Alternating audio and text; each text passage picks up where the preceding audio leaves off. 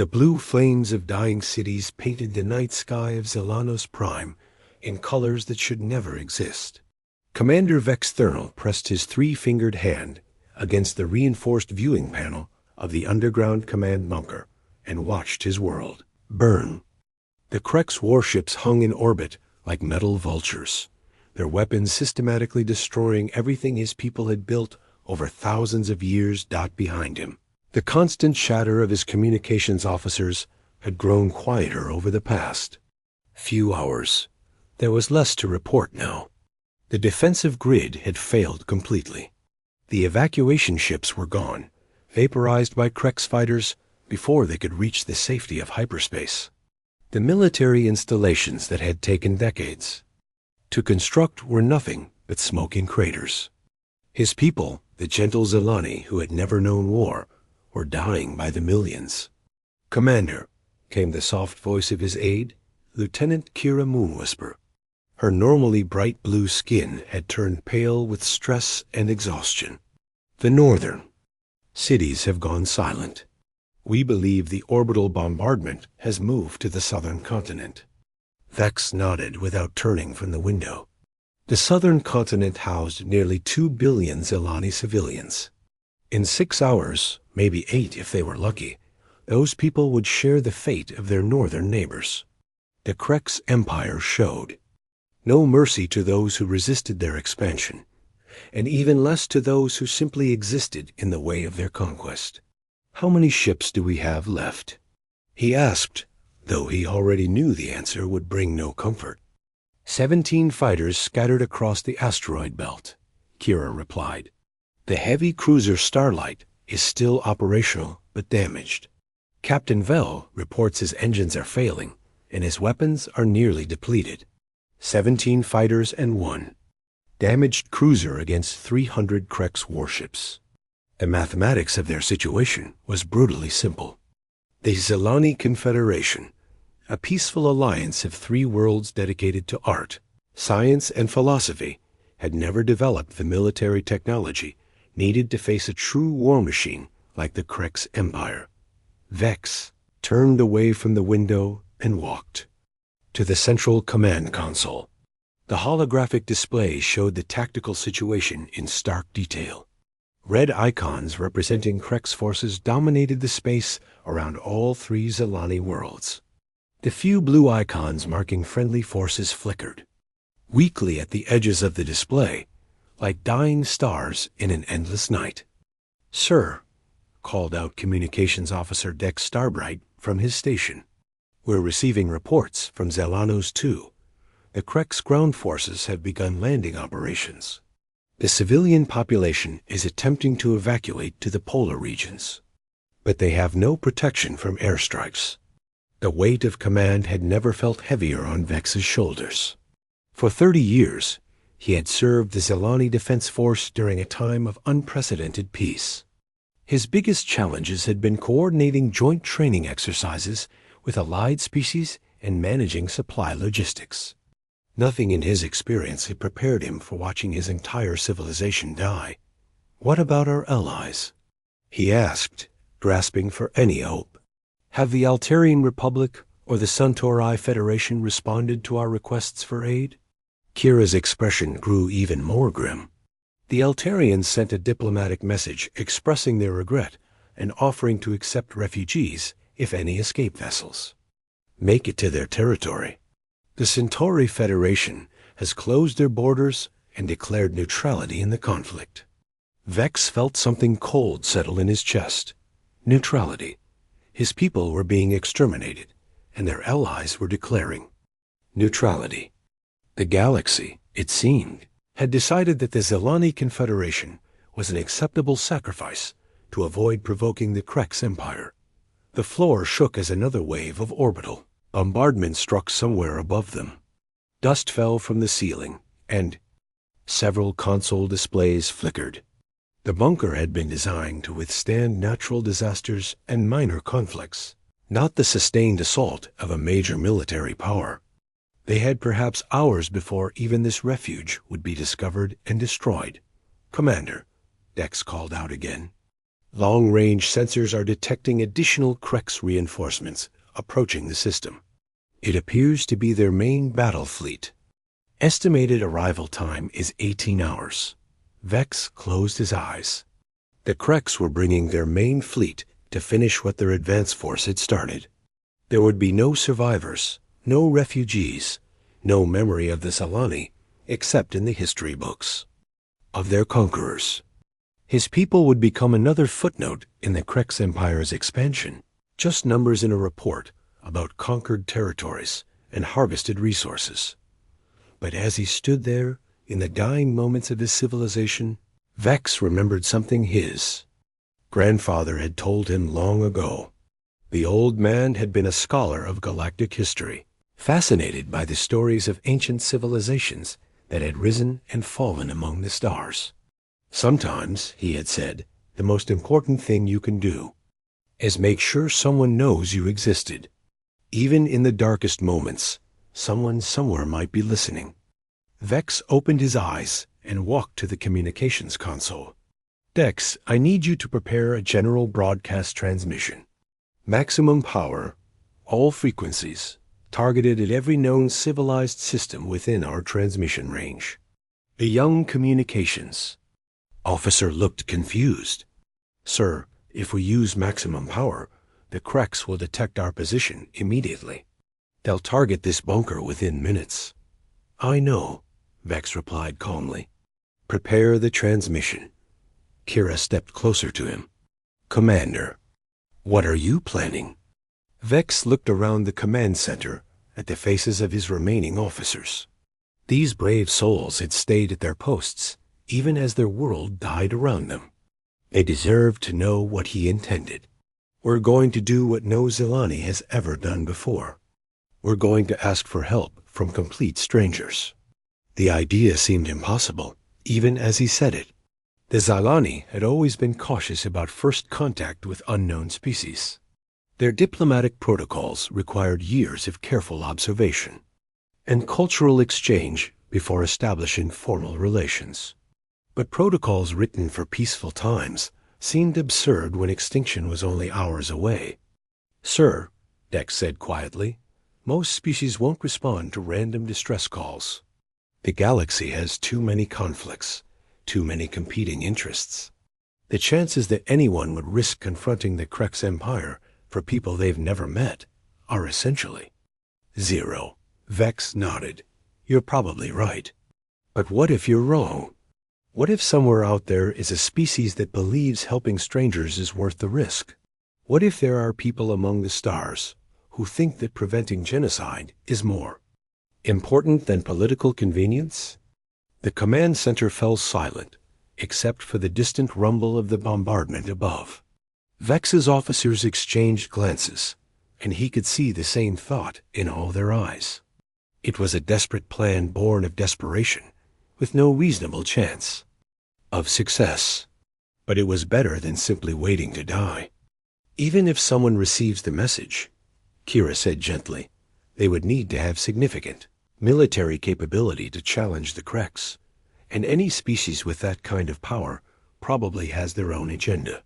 They might not be any better than our current enemies. It was a valid concern.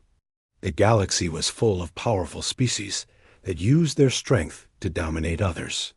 Trading one conqueror for another would hardly improve their situation.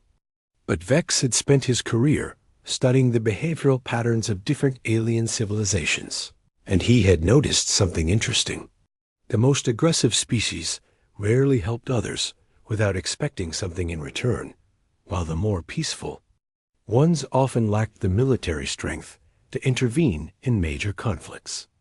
What they needed was a species that had both the power to act and the moral compass to use that power for good.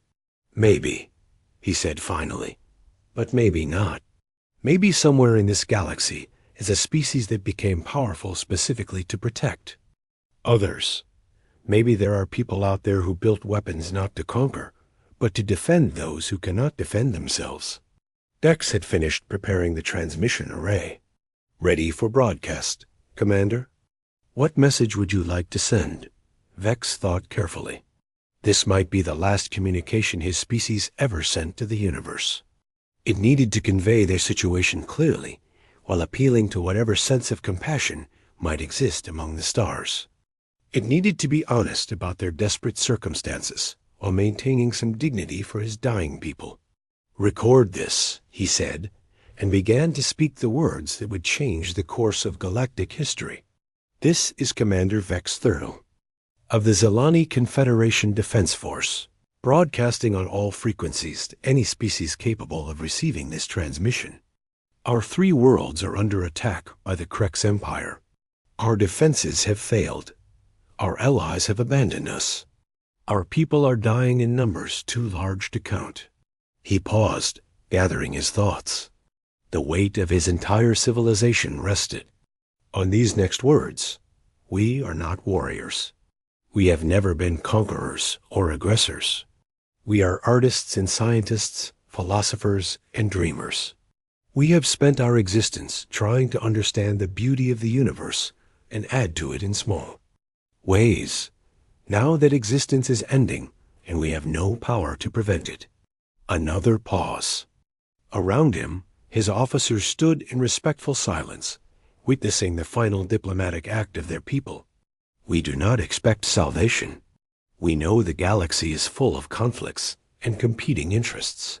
We know that helping strangers is dangerous and often thankless." Lieutenant Commander Jake Sullivan had been monitoring deep space communications for 8 years, and in all that time he had never heard anything quite like the transmission that came through his equipment at 0347 hours Earth Standard Time. The alien voice spoke in accented but clear English, translated by the station's universal language processors, and every word carried the weight of a dying civilization. Jake sat in his chair at the Europa monitoring station, watching the signal analysis scroll across his screens. The transmission was coming from a star system roughly 47 light-years from Earth, in a region of space that human explorers had barely begun to map. The sender identified himself as a military commander, but his words spoke of a people who had never known war until it came to destroy them. "Computer, run a full analysis on transmission source," Jake commanded. Within seconds, his screens filled with data. The signal originated from a system containing 3 inhabited worlds, with a combined population of nearly 8 billion sentient beings. The technical specifications suggested an advanced civilization with technology roughly equivalent to humanity's, though clearly focused on peaceful applications rather than military development. Jake had heard distress calls before. Space was dangerous, and ships regularly found themselves in trouble. Pirates, equipment failures, natural disasters, and territorial disputes between alien species created a steady stream of emergency broadcasts across the galaxy. But this was different. This wasn't a ship in distress or a border skirmish that had gotten out of hand. This was genocide on a scale that made Jake's stomach turn. He reached for his secure communication console and opened a direct channel to Earth Defense Command. The call was answered immediately by Admiral Lisa Carter, a woman whose reputation for decisive action had made her one of humanity's most respected military leaders. "Admiral, this is Lieutenant Commander Sullivan at Europa Station. I've just received an alien distress call that I think you need to hear immediately." "Play it, Sullivan." Jake transmitted the alien commander's message to Earth. As Admiral Carter listened, Jake could hear the tension building in her voice. When the transmission ended, there was a long moment of silence. "How reliable is our intelligence on this Krex Empire?" she asked finally. "Limited but concerning, Admiral. Our deep space reconnaissance has identified them as an aggressive expansionist. Power. They've conquered at least 12 star systems in the past 50 years, always targeting peaceful civilizations with minimal military capabilities. Their pattern is consistent: overwhelming force, complete occupation, and systematic exploitation of conquered populations." Admiral Carter's response was immediate and decisive. Sullivan, I'm declaring this a priority alpha situation. Send me everything you have on both species and their conflict. I'm convening an emergency session of the Defense Council within the hour. Jake worked quickly to compile his data. The Zelani appeared to be exactly what their commander had claimed. A peaceful confederation of artists, scientists, and philosophers who had never developed significant military technology. Their worlds were known for remarkable achievements in theoretical physics, interstellar communication, and cultural arts that had influenced dozens of nearby civilizations. The Krex Empire, by contrast, was everything the Zelani were not. They were a militaristic society built around conquest and resource extraction.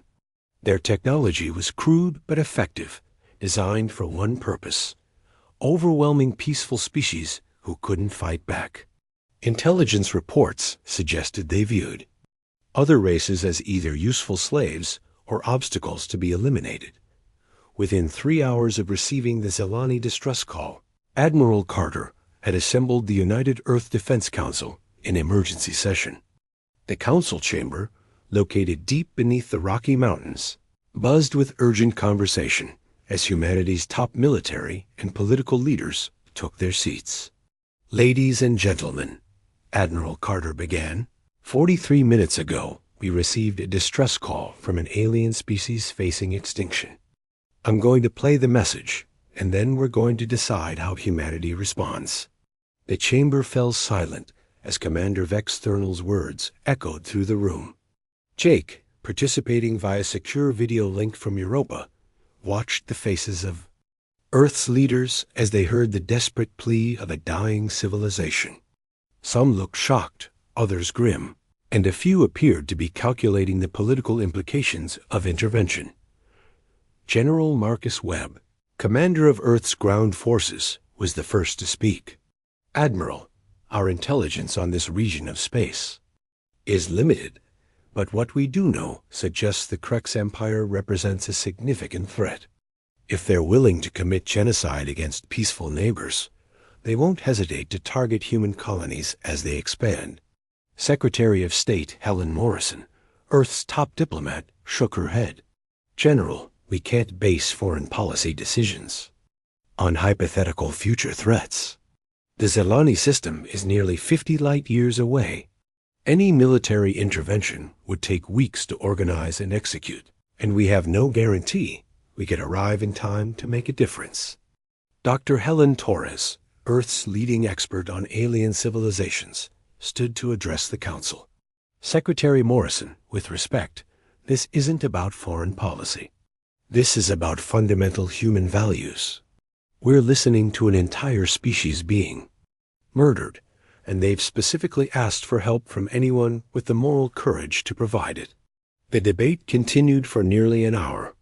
Some council members argued for a limited reconnaissance mission to gather more information. Others suggested offering to accept Zelani refugees if any managed to escape. A few voiced concerns about provoking a powerful alien empire that humanity knew little about. Captain Ryan Mitchell, one of Earth's youngest fleet commanders, had been quietly reviewing tactical data throughout the discussion. When he finally stood to speak, his words carried the authority of someone who had faced hostile aliens in combat.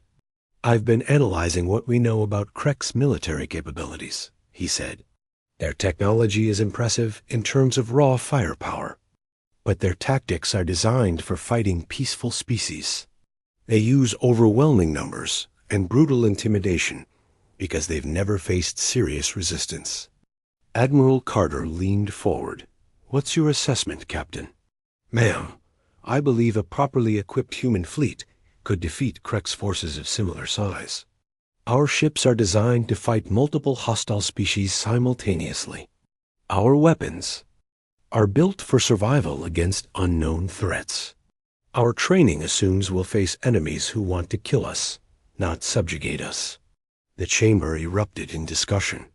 The idea that humanity could successfully challenge a major alien empire was both thrilling and terrifying. Earth had only recently emerged as a significant power in their local region of space, and the thought of projecting force across such distances was unprecedented. General Webb stood again. Even if Captain Mitchell is correct about our tactical advantages, we're talking about committing a significant portion of our fleet to a conflict on the other side of known space. If we're wrong about Krek's capabilities, we could lose everything. And if we do nothing, Dr. Torres replied sharply, we'll have to live with the knowledge that we had the power to prevent genocide and chose not to use it. The debate might have continued for hours, but Admiral Carter called for silence. I'm going to share something with this council that's been classified until now.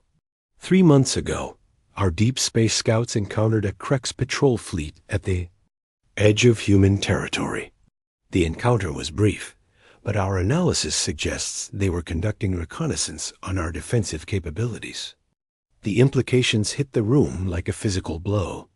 The Krek's empire wasn't just a distant threat to unknown aliens. They were already investigating humanity as a potential target. Captain Mitchell spoke into the stunned silence. Admiral, that changes everything. We're not debating whether to intervene in a foreign conflict. We're deciding whether to fight the Kreks now on our terms or wait for them to choose the time and place. Secretary Morrison looked troubled. Captain, you're asking us to start a war based on the possibility that one might come to us eventually. No. Ma'am, Mitchell replied. I'm asking us to help people who are dying right now while also protecting our own future. The Zalani distress call gives us the moral justification to act. The Krek's reconnaissance gives us the strategic necessity. Admiral Carter called for a formal vote. The decision required a 2/3 majority of the Defense Council to authorize major military action. As the votes were counted, Jake found himself holding his breath. Somewhere 47 light years away, the Zilani were dying while humanity debated their fate. The final tally was decisive. 17 votes in favor of military intervention, 7 opposed, and 2 abstentions. Admiral Carter stood and addressed the room with words that would echo through human history. The motion carries. I hereby authorize Operation Guardian Angel, a full-scale military intervention to protect the Zalani Confederation from Krek's aggression. General Webb began immediate mobilization of all available ground forces. Captain Mitchell, you'll have operational command of the fleet action. Secretary Morrison, prepare diplomatic communications explaining our actions to allied governments. The next 18 hours saw the largest military mobilization in human history. The human fleet dropped out of hyperspace at the edge of the Zalani system like a swarm of metal predators emerging from the cosmic dark. Admiral Lisa Carter stood on the bridge of the USS Liberty, watching her tactical displays populate with contact data that made her jaw clench in anger. The Krek's empire wasn't just conquering the Zalani worlds. They were systematically butchering them. Admiral, reported Lieutenant Commander Sarah Blake from the sensor station, I'm detecting massive debris fields throughout the system. Analysis suggests they're the remains of civilian evacuation vessels. The energy signatures indicate they were destroyed while attempting to flee the conflict zone. Carter's hands tightened on the bridge railing. In her 25 years of military service, she had seen the aftermath of pirate attacks, territorial disputes, and even the occasional border war between rival species. But this was different. This was the methodical extermination of an entire civilization, conducted with the cold efficiency of industrial slaughter. What's the current tactical situation? She asked. Commander James Rodriguez, her tactical officer, highlighted the relevant contacts on the main display. Ma'am, we're tracking approximately 300 Krek's vessels spread throughout the system. The majority are concentrated around the 3 inhabited worlds, conducting orbital bombardment operations. Their formation suggests they're not expecting any significant resistance. Through the massive viewing windows of the Liberty's bridge, Carter could see the rest of her fleet taking defensive positions. 847 human warships spread across space in a formation that had been practiced countless times but never tested in actual combat against an alien empire. Each ship represented years of human engineering, designed with the hard-learned lesson that survival in space required the ability to fight multiple unknown enemies simultaneously. Captain Daniel Parker's voice crackled over the fleet communication system from his heavy cruiser USS Defiance. "Admiral, this is Parker. My long-range sensors are detecting active bombardment of civilian population centers on all 3 worlds. Request permission to engage immediately." Carter understood Parker's urgency, but she forced herself to think strategically. The human fleet had the element of surprise, but they were operating in unfamiliar territory against an enemy whose full capabilities remained unknown. One mistake could doom both species. "Negative, Captain Parker. All ships maintain current positions while we assess the situation. I want a complete tactical analysis before we commit to action." On the second inhabited world of the Zalani system, Commander Vex Thurnell huddled with the last remnants of his people in a deep underground shelter. The orbital bombardment had been constant for 6 days, turning the surface of his world into a hellscape of fire and destruction. Above them, Krek's ground forces moved methodically through the ruins, hunting down survivors with brutal efficiency. "Commander," whispered Lieutenant Kira Moonwhisper, her voice barely audible over the distant rumble of explosions. "Our sensors are detecting new contacts at the system's edge. The energy signatures don't match any known Krek's vessel types." Vex felt a flicker of hope, quickly suppressed by harsh reality. Probably Krek's reinforcements with modified sensor packages. They want to make sure no one escapes to tell other species what happened here. But even as he spoke those words, something about the sensor readings bothered him. The new contacts were arranged in a defensive formation rather than the aggressive assault pattern that Kreks typically used. More puzzling still, there were far too many of them. The Kreks had brought 300 ships to destroy the Zalani Confederation. These new arrivals numbered over 800. Aboard the USS Liberty, Admiral Carter was reaching the same conclusion that would soon shock the galaxy. The Kreks Empire's method of warfare was brutally simple. They identified peaceful species with valuable resources, attacked with overwhelming force, and systematically eliminated any resistance. What they had never encountered was an enemy that could match their numbers while possessing superior technology and training. "Admiral," Commander Rodriguez reported, "analysis of Krek's vessel configurations suggests they're optimized for bombardment operations against fixed targets. Their weapons are powerful but lack the targeting systems needed for ship-to-ship combat against maneuverable opponents." Captain Amy Rodriguez added her assessment from the assault carrier USS Valkyrie. "Ma'am, my fighter pilots are reporting that Krek's formations show no tactical awareness of 3-dimensional combat. They're arranged like they expect to fight enemies who can't shoot back." Carter nodded grimly. The Kreks had become so accustomed to massacring defenseless populations that they had forgotten how to fight an actual war. That overconfidence was about to cost them everything. "All ships, this is Admiral Carter. We are witnessing genocide on a scale that violates every principle of civilized behavior. The species that called for help is dying while we watch. I will not allow that to continue." She paused, knowing that her next words would either save 2 civilizations or destroy them both. "All ships, attack formation Alpha 7. Target priority is any Kreks vessel engaging in orbital bombardment. We end this now."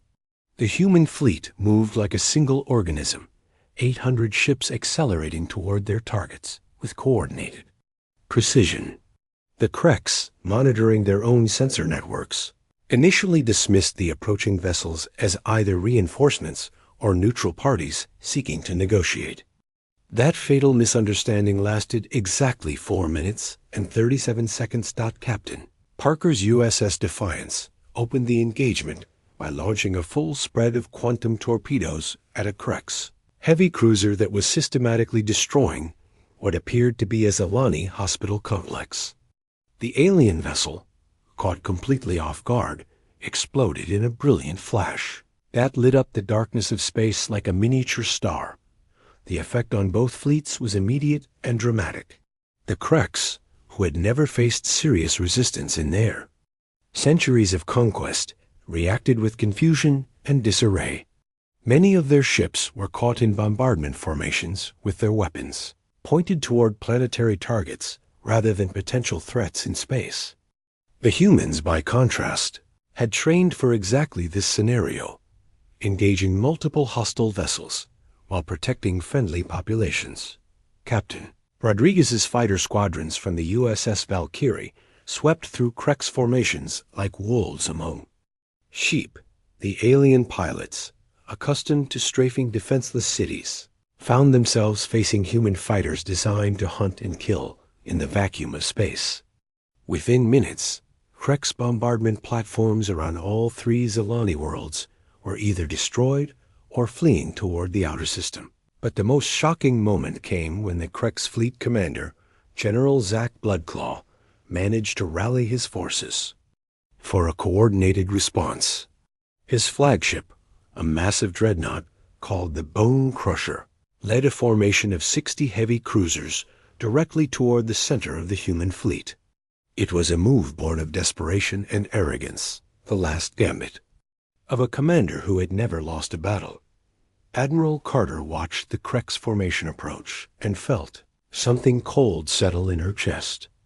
These aliens had spent the past week murdering billions of innocent beings for the crime of existing in territory they wanted to claim.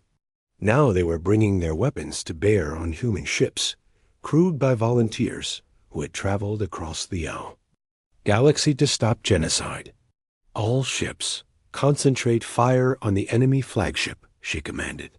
Show them what happens when bullies meet people who fight back. The combined firepower of 30 human warships struck the Bone Crusher simultaneously. Quantum torpedoes, plasma cannons, and particle beam weapons designed to penetrate any known defensive system turned the massive Krex vessel into expanding clouds of superheated metal and gas. General Bloodclaw died without ever understanding what kind of enemy he had chosen to face. The destruction of their flagship broke the Krex formation entirely. Ships that had operated with brutal coordination just minutes before scattered in panic, their commanders overwhelmed by facing an enemy that actually fought back. Some tried to retreat toward the outer system. Others attempted to use the Zalani worlds as shields, hiding behind civilian populations they had been systematically murdering. Captain Parker's tactical analysis proved devastatingly accurate. Krex vessels, designed for terrorizing defenseless populations, were completely outmatched by human warships built for survival against unknown threats. Their weapons, while powerful, lacked the precision needed for space combat. Their armor, adequate for protecting against desperate planetary defenses, crumbled under the focused fire of military systems designed for peer-level conflict. The entire engagement lasted 12 minutes from first shot to the destruction of the last Krex vessel willing to continue fighting. What remained of the alien fleet, roughly 80 ships out of the original 300, clustered at the edge of the system in complete disarray. Their commanders, faced with an enemy they couldn't understand or defeat, were frantically attempting to contact their home empire for instructions. In his underground shelter, Commander Vex Thurnell watched his tactical displays with growing amazement. The orbital bombardment had stopped. The Krex ground forces were reporting massive losses to their fleet elements. Admiral Lisa Carter stood in the USS Liberty's war room, studying holographic displays that showed the devastating reality of Krex occupation. While her fleet had achieved total victory in space, hundreds of thousands of Krex ground forces remained scattered across the three Zelani worlds, dug into defensive positions, and using civilian populations as human shields. The orbital bombardment was over, but the war for Zelani freedom had only just begun. "General Webb," she said to the grizzled commander appearing on her communication screen, "what's your assessment of the ground situation?" General Marcus Webb, commanding the liberation forces from his flagship USS Normandy, pulled up tactical data that made Carter's stomach tighten. "Admiral, we're looking at approximately 400,000 Krex ground troops distributed across strategic locations on all three worlds. They've had 6 days to establish defensive positions, and our intelligence suggests they're using Zelani civilians as forced labor and human shields." The situation was unlike anything in human military experience. Earth's forces were trained for combat against enemy soldiers, not for liberating populated areas where the enemy deliberately targeted innocent people. Every tactical decision would need to balance military effectiveness against protecting the very people they had come to save. Captain Ryan Mischel, now serving as Carter's ground operations coordinator, highlighted the most critical areas on the tactical display. "Ma'am, our biggest challenge is the capital city of Zelanos Prime. The Krex have concentrated nearly 100,000 troops there, and they're holding approximately 2 million Zelani civilians in what can only be described as concentration camps." Carter felt anger rise in her chest. The Krex weren't just occupying Zelani territory. They were systematically enslaving and brutalizing the population while using them as protection against retaliation. It was a level of calculated cruelty that demanded immediate response. "General Webb, I'm authorizing Operation Liberation Dawn. Deploy all available ground forces immediately. Priority targets are civilian population centers where we can break Krex control and establish safe zones for refugee evacuation." Within hours, human dropships were descending through the atmosphere of all three Zelani worlds like falling stars. Marine Colonel Steve Brooks led the assault on Zelanos Prime from his command dropship, watching through armored viewports as the blue world grew larger beneath them. The planet that should have been a showcase of Zelani civilization was now a scarred wasteland of bombed cities and burning forests. "Colonel," reported his communications officer, Sergeant Tony Garcia, "we're receiving multiple distress signals from civilian areas. The Krex are executing prisoners in response to our orbital victory." Brooks felt his jaw clench. The aliens weren't just fighting to hold territory. They were engaging in spite killings, murdering innocent people out of rage at being defeated in space. Every minute of delay meant more Zelani deaths. "All units, this is Colonel Brooks. We're going in hot and fast. Alpha Company takes the government district. Bravo Company secures the civilian internment facilities. Charlie Company establishes a defensive perimeter for medical evacuation. Remember, we're not just fighting an enemy. We're racing against time to save lives." The first human Marines to set foot on Zelani soil found a horror that would haunt them for years. The Krex had turned the beautiful capital city into a nightmare of destruction and suffering. Elegant buildings lay in ruins, their artistic facades scarred by weapons fire and explosions. Parks and gardens that had once showcased Zelani culture were now mass graves filled with the bodies of those who had resisted occupation. Corporal Lisa Murphy, a combat medic with Charlie Company, was among the first humans to reach a Zelani civilian compound. What she found there made her radio back to command with a voice shaking with rage and grief. "Command, this is Murphy. I've reached Compound 7 Alpha. We have approximately 3,000 Zelani civilians in critical condition. Many show signs of systematic torture and starvation. The Krex have been using these people for medical experiments and forced labor. Request immediate medical evacuation for the entire facility." Similar reports flooded in from across the planet as human forces encountered the full scope of Krex cruelty. The aliens hadn't simply conquered the Zelani worlds. They had turned them into laboratories for testing the limits of suffering that sentient beings could endure while remaining useful as slave labor. Major Kate Williams, leading an Army Ranger unit through the ruins of what had once been Zelana's Prime's University District, came face to face with the enemy's methods when her team discovered a Krex interrogation facility. The aliens had been systematically torturing Zelani scientists and artists, trying to extract information about hidden weapons or resistance movements that simply didn't exist. "Command, this is Major Williams," she reported, her voice tight with controlled fury. "I need xenobiological specialists immediately.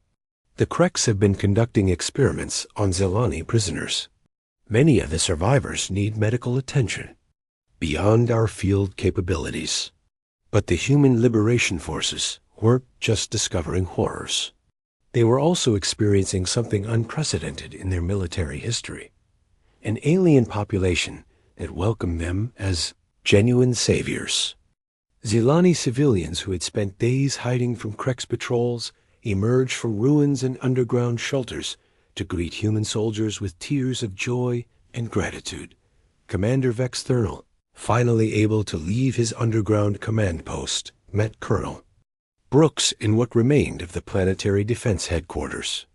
The Zelani officer, his blue skin pale from stress and malnutrition, struggled to find words adequate for the situation. "Colonel Brooks," he said finally, "in all our history, we never imagined that strangers would travel across the galaxy to help us. Your people are fighting and dying for beings they have never met. We have no way to repay such kindness." Brooks, a career Marine who had seen combat on a dozen worlds, found himself oddly moved by the alien commander's words. "Commander, there's no debt here. This is what people do for each other when the universe gets dark. You'd do the same for us if the situations were reversed." The ground campaign developed into a series of rapid strikes designed to break Krex defensive positions while minimizing civilian casualties. Captain Alex Turner, leading a specialized engineering unit focused on restoring basic infrastructure that would allow humanitarian aid to reach Zelani survivors.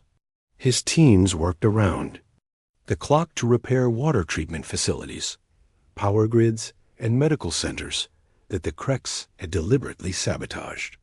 The aliens didn't just want to conquer these worlds, Turner reported to General Webb.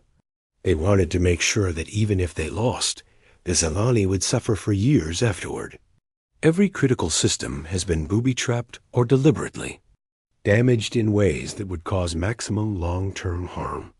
On the second Zelani world, Captain Amy Rodriguez had transferred from her carrier to lead a joint human-Zelani liberation force.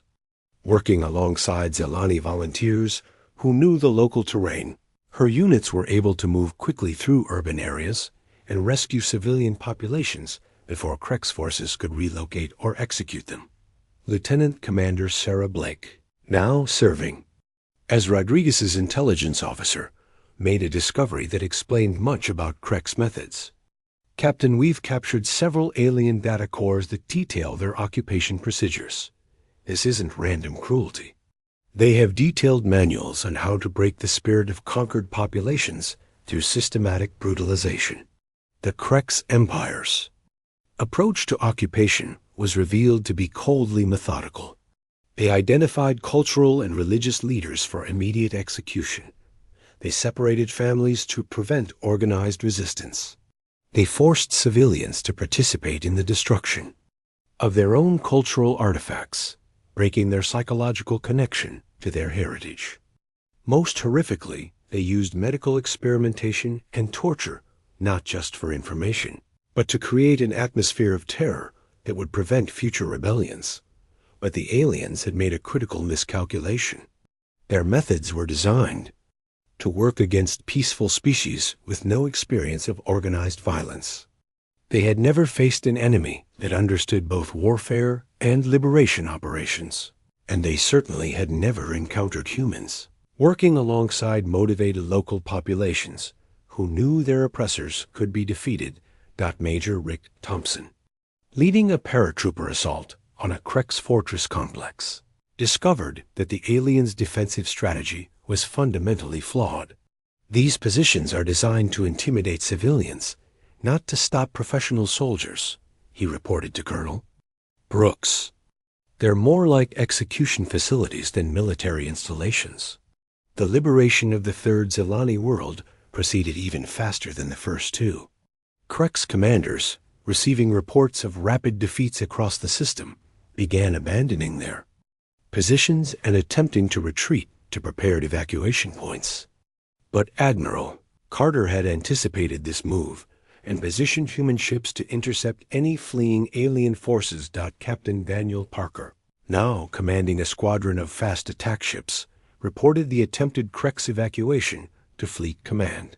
Admiral, we're tracking multiple alien transports attempting to leave the planetary surface. Many appear to be carrying stolen Zelani technology and resources. Request permission to intercept. Granted, Captain Parker. The edge of Zelani space erupted with the fury of over 2,000 Krex warships dropping out of hyperspace in perfect battle formation. Emperor Vorth himself commanded the massive fleet from his flagship Galaxy Crusher, a vessel so large it dwarfed everything else in the system. For 3 centuries, this fleet had conquered star systems across the galaxy, and no enemy had ever survived facing its full might. Admiral Lisa Carter watched the tactical display aboard the USS Liberty as red icons flooded her screens. The Krex main fleet was 3 times larger than anything human intelligence had predicted, carrying enough firepower to glass entire worlds. But what should have filled her with dread instead brought a grim smile to her face, because Earth's response to her request for reinforcements had exceeded even her wildest expectations. Admiral, reported Commander Sarah Blake from the sensor station, I'm detecting additional hyperspace signatures approaching from the Sol direction. It appears our reinforcements have arrived. The space around the human fleet shimmered as hundreds of additional ships materialized from hyperspace. The massive dreadnought USS Constitution led the formation, commanded by Admiral Sandra Hayes, followed by experimental siege platforms and heavy battleships that represented the absolute peak of human military technology. Earth hadn't sent a few additional ships to support Carter's fleet. They had sent virtually every available warship in human space. Captain Ben Foster, commanding the experimental siege platform USS Thunderstrike, opened communications with the fleet. Admiral Carter, this is Captain Foster. Earth Defense Command sends its compliments and instructions to show these aliens why genocide is a bad idea. The human fleet now numbered over 1,500 ships, each one designed with the hard-learned lessons of multiple alien conflicts. Unlike the Krex vessels, which were built for overwhelming weaker species, every human warship was engineered for survival against enemies of equal or greater strength. Their weapons could penetrate any known defensive system. Their armor could withstand concentrated fire from multiple opponents. Their crews were trained to fight outnumbered and win. Emperor Vorth, observing the human fleet from his command throne aboard the Galaxy Crusher, felt something he had never experienced in 300 years of conquest: uncertainty. His intelligence reports on this unknown species were limited and contradictory. They had somehow defeated his advance fleet and liberated the Zelani worlds, but the tactical data made no sense. How could a species he had never heard of possess such advanced military technology? Communications officer, he commanded in the guttural Krex language, transmit a message to the enemy fleet. Inform them that I am Emperor Vorth of the Krex Empire, conqueror of 17 star systems and destroyer of weak civilizations. They will surrender immediately or be annihilated. The message that came back from Admiral Carter would be remembered throughout galactic history for its simple directness. Emperor Vorth, this is Admiral Carter of the Human Defense Fleet. You have committed genocide against innocent people who asked us for help. Surrender now, or discover why that was the worst mistake your empire ever made. The Emperor's response was immediate and predictable. The entire Krex fleet opened fire simultaneously, launching enough missiles and energy weapons to destroy a small moon. It was a display of raw firepower designed to intimidate enemies into submission through sheer overwhelming force. But the human fleet didn't break or scatter. Instead, they moved into defensive formations that had been practiced countless times in preparation for exactly this scenario.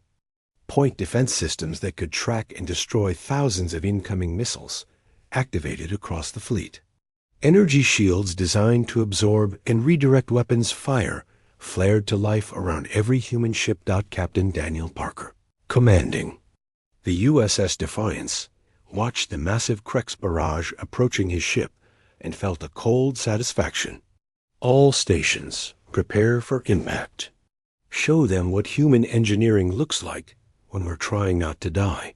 The Krex attack struck the human fleet like a tidal wave of destruction, filling space with explosions and energy discharges that could be seen from the surface of nearby planets. When the light and radiation cleared, Emperor Vorth expected to see debris fields where the enemy ships had been.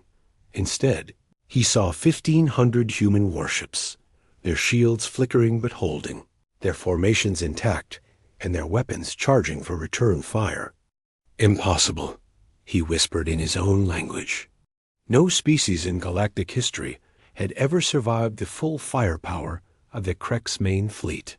The humans should have been vaporized instantly.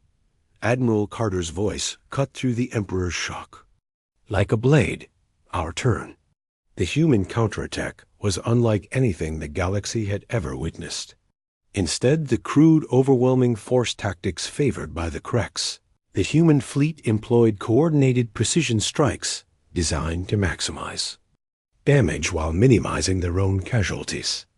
Quantum torpedoes that could phase through shields struck Krex vessels at their most vulnerable points. Plasma cannons designed to cut through any known armor concentrated fire on specific targets until they were completely destroyed. Captain Amy Rodriguez, leading a squadron of heavy cruisers, demonstrated the difference between human and Krex tactical thinking by systematically dismantling a formation of 50 enemy ships. Target their command vessels first, she ordered her captains. Take out their coordination, and the rest will fall apart. The strategy worked exactly as planned. Krex formations, accustomed to relying on brute force rather than tactical flexibility, began to disintegrate as their command ships were eliminated. Individual alien vessels, deprived of central coordination, became easy targets for human ships operating in small, highly maneuverable groups. Captain Ryan Mitchell, now commanding the heavy battleship USS Retribution, found himself facing Emperor Vorth's flagship directly.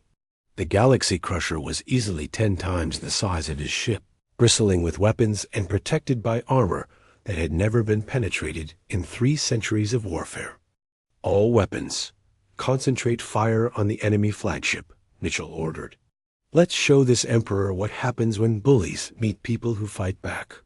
The USS Retribution's full armament struck the Galaxy Crusher in a coordinated pattern designed to overload its defensive systems. Quantum torpedoes punched through armor that had withstood the desperate attacks of a dozen conquered species. Particle beam weapons carved deep wounds in the massive vessel's hull. For the first time in his long reign, Emperor Vorth felt his ship shake under enemy fire. But the Galaxy Crusher was more than just a warship.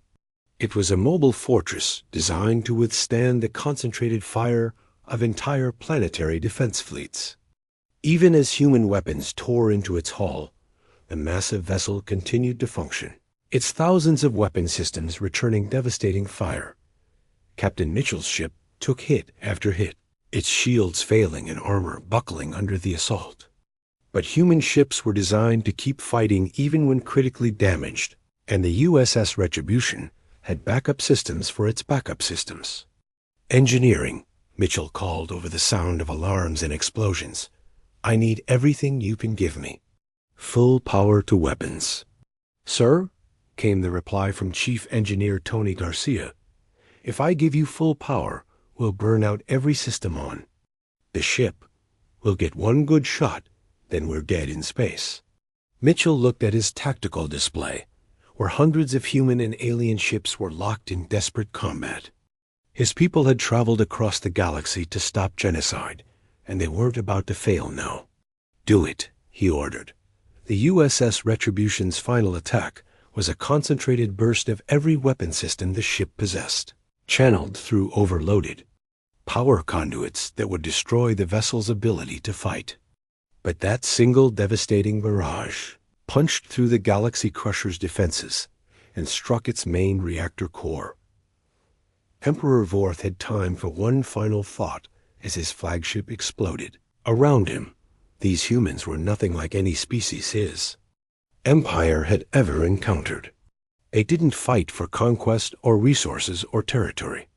They fought for principles that made them willing to die for complete strangers. The destruction of the Emperor's flagship broke the Krex fleet entirely. Ships that had conquered star systems across the galaxy suddenly found themselves facing an enemy that was not only superior in technology and tactics, but also possessed something the Krex had never understood: the willingness to sacrifice everything to protect innocent people. Within 4 hours, the largest space battle in recorded galactic history was over. The Krex Empire's main fleet had been destroyed, its emperor was dead, and the few surviving ships were fleeing toward their borders in complete disarray.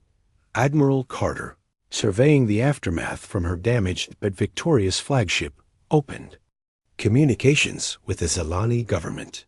Commander Thurnell, this is Admiral Carter. The Krex threat to your worlds has been permanently eliminated. Your people are free. But the real impact of the battle was only beginning to be felt across the galaxy. News of humanity's overwhelming response to a stranger's distress call spread like wildfire through diplomatic channels and commercial networks.